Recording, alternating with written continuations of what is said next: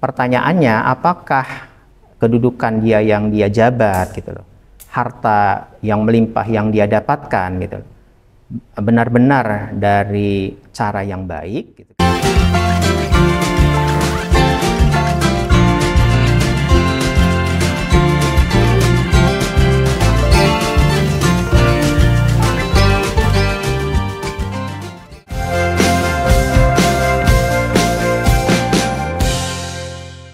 Gini Pak, ada itu kayak orang itu bilang kalau misalnya pacaran itu, misalnya kan kita pacaran gitu kan, habis itu kita nikah. Nah, itu tuh katanya tuh anaknya itu nggak bisa anak yang soleh-solehah gitu Pak. Apakah menurut Bapak gimana Pak? Ya seperti yang tadi Bapak sampaikan gitu kan.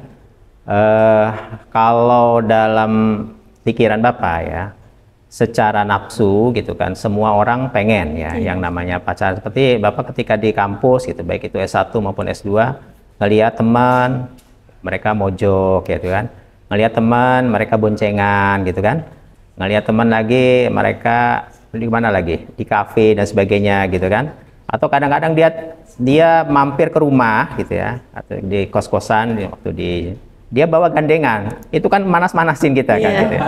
Jadi seakan-akan gue nih udah punya gebetan gitu ya. Jadi Bapak senyum-senyum aja gitu ya. Bukan berarti Bapak nggak pengen, sangat pengen secara nafsu gitu. Tapi Bapak mikir yang tadi gitu ya. Kalau Bapak juga ikut seperti mereka, tentunya ketika kita ini sudah berduaan, itu biasanya nafsu itu tidak hanya berhenti di situ gitu. Dia akan kemana-mana gitu. Nah, berpikirnya itu panjang, sampai juga Bapak berpikirnya kepada bagaimana kalau itu adalah contoh ya, seperti Ardin ya dengan Bunga gitu sepertinya. Ini saudara Bapak nih ya, Bunga ini saudara Bapak gitu. Kemudian Ardin ini macam-macam gitu dengan Bunga. Bapak sebagai kakaknya gitu ya, atau sebagai pamannya atau sebagai saudaranya gitu kan. Ketika macam-macam Ardin ini kepada Bunga, Bapak ini kan nggak terima gitu loh. Gitu. Begitupun Bapak kalau macam-macam kepada calon istri Bapak ini kan tentunya kan nggak terima juga gitu. Jadi Bapak berpikirnya seakan-akan perempuan ini adalah bagian daripada saudara Bapak yang ketika Bapak macam-macam gitu ya, itu kayaknya menghinakan gitu, sehingga itu tidak baik gitu ya. Baik, begitupun dengan yang khawatirnya gitu, yang khawatirnya nanti kecelakaan kan. Kalau sudah kecelakaan kan, apakah pertanyaan dalam Islam ya, mohon maaf ini agak 18 tahun ke atas ya, kalian kan udah lebih dari itu ya. Dalam Islam itu kan mohon maaf berhubungan suami istri itu kan harus berdoa gitu kan, berdoa kepada Allah minta perlindungan daripada godaan setan supaya setan ini tidak terlibat gitu. Nah kalau kecelakaan apakah pakai berdoa gitu kan, tentunya enggak gitu. Kalau berdoa dia ingat Allah nggak bakalan dilakukan kan, gitu. Kayak gitu. Jadi kalau sudah tidak berdoa berarti setan ikut terlibat di dalamnya. Kalau sudah terlibat kemudian menjadi anak keturunan kita, ya tentunya akan berbeda gitu ya hasilnya gitu. Nah, jadi dengan kita ini, apalagi kita orang-orang akademisi gitu ya, kita semuanya punya nafsu gitu. Tapi kita kan ada berpikirnya gitu. Kita ada berpikirnya, selain berpikir juga kita diarahkan oleh agama gitu. Seperti agama memberikan warning, la taqrabu zina, tidak boleh kita mendekati zina itu kan. Mendekat nggak boleh, apalagi melakukan.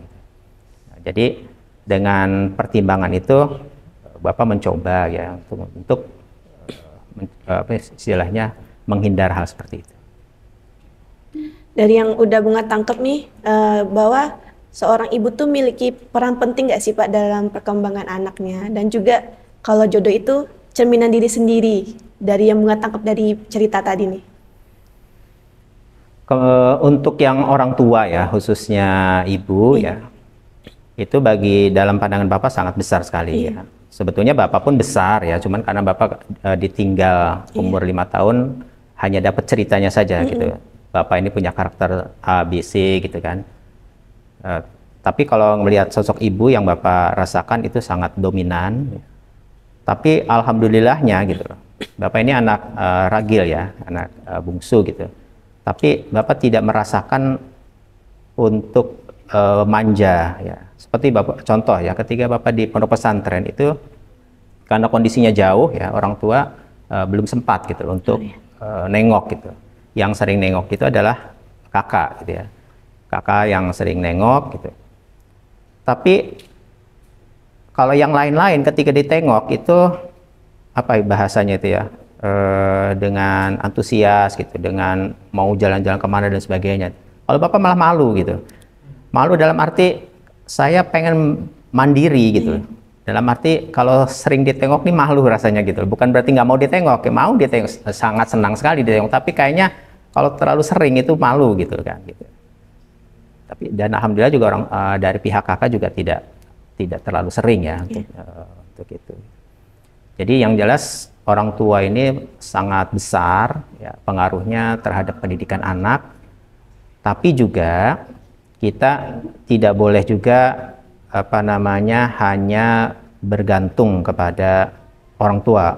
Bagaimana Pak kalau orang tua yang kebetulan ya, kan ada juga orang tua yang mungkin karena kesibukannya gitu, dia tidak intensif memberikan perhatian kepada anaknya. Nah, anaknya itulah yang seharusnya tidak hanya menuntut gitu ya pendidikan orang tua, tapi kalau kitanya sudah merasa saya juga harus bisa mandiri, ya mandirilah gitu. Contoh ya, Bapak punya ini teman-teman dari istri ya, dari orang rumah. Dia punya teman yang kebetulan pendidikannya hanya sampai SMA saja gitu. Kata orang tuanya, saya bisa mengantarkan pendidikan sampai SMA. Tapi karena si anak ini punya tekad yang kuat, ternyata dia bisa gitu melanjutkan sampai ke S1, bahkan dia bisa diterima di kampus yang bonafit di Indonesia ini, yakni di UI gitu. Sementara kalau di UI itu kan dari dulu sampai sekarang kan persaingannya ketat gitu. Dengan tekad dia yang kuat gitu, ternyata dia bisa, bahkan dia mendapatkan beasiswa gitu. Jadi artinya kadang-kadang kan kita loh nggak bisa dong, saya kan orang tua saya begini. Tidak harus gitu loh.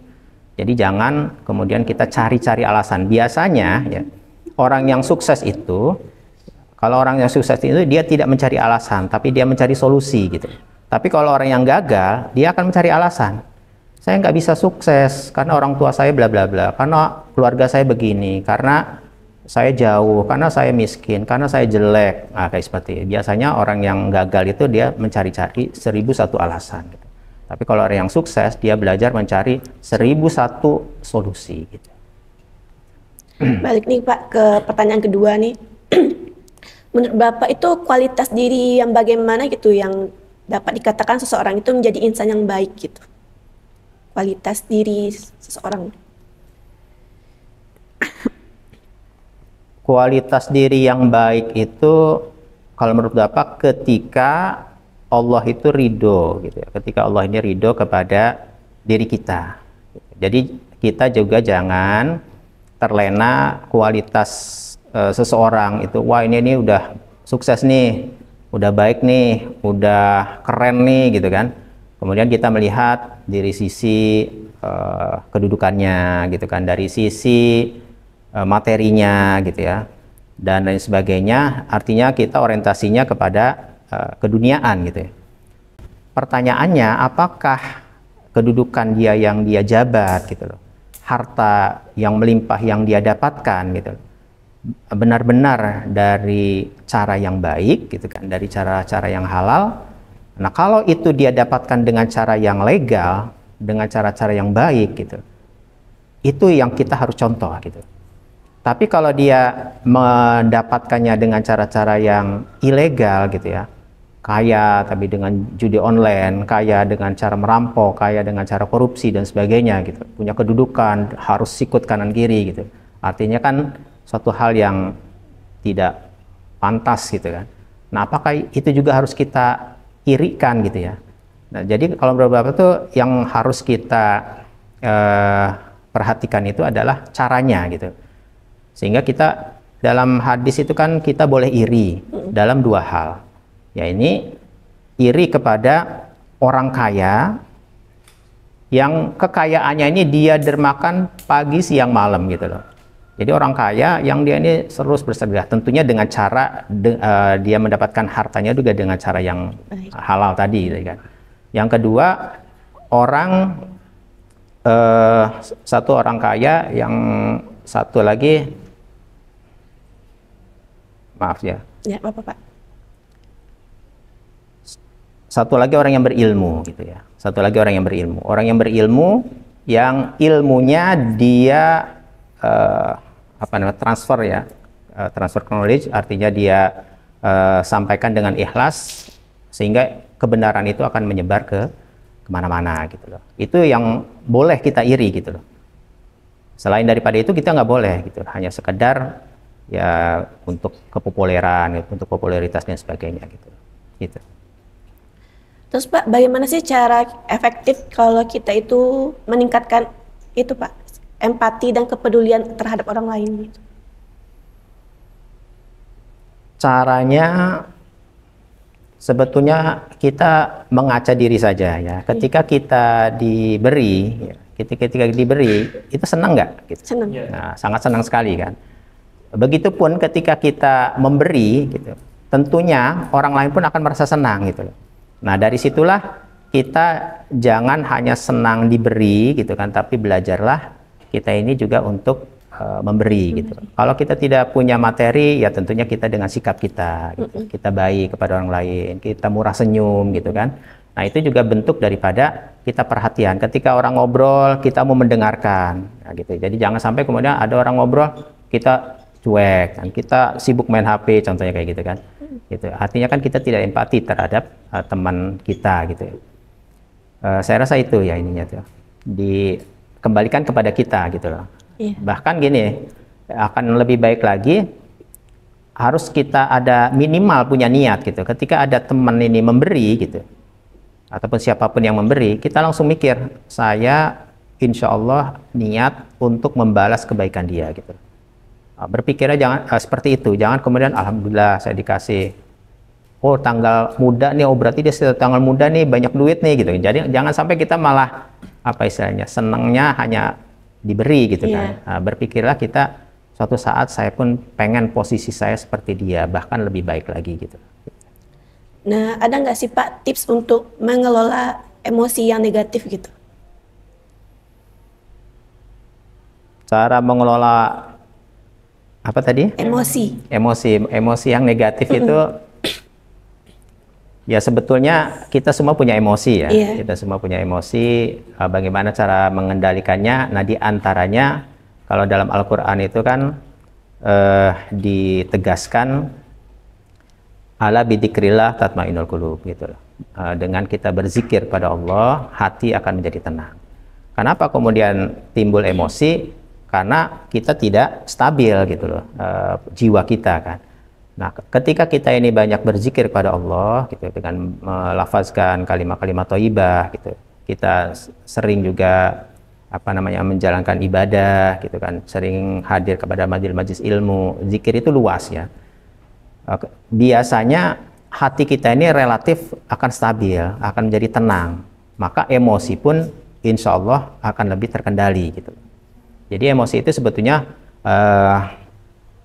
hal yang lumrah ya, ada dalam diri kita masing-masing. Hanya kapan emosi itu bisa kita sampaikan, tapi juga secara proporsional gitu. Seperti contohnya Umar bin Khattab ya. Umar bin Khattab radhiyallahu an, ini beliau terkenal dengan sosok yang sebelum masuk Islam itu kan sangat kejam ya, sangat bengis gitu ya. Tidak manusiawi, dia langsung ambil pedangnya untuk menghundus pedangnya kepada lawan yang dia hadapi gitu. Namun ketika dia masuk Islam, dia ya tentunya dengan keberislaman dia sudah terisi gitu ya, dengan ibadah, ya, dengan keimanan gitu. Nah, sehingga beliau relatif emosinya itu jadi stabil, sehingga proporsional. Jadi bukannya beliau tidak marah ketika memang harus marah dalam menghadapi musuh gitu kan. Tapi ketika menghadapi seseorang yang memang tidak perlu dengan kemarahan, ya beliau tidak harus marah gitu. Ya, jadi contohnya ketika beliau dihadapkan kepada sosok seorang pencuri gitu ya. Dalam Islam pencuri itu kan harus potong tangan gitu. Tapi beliau mengintegrasi dulu, dengan baik gitu kan. Kenapa kamu mencuri? Ya, ketika diinterogasi ternyata dia diterima bahwa dia ini terpaksa gitu.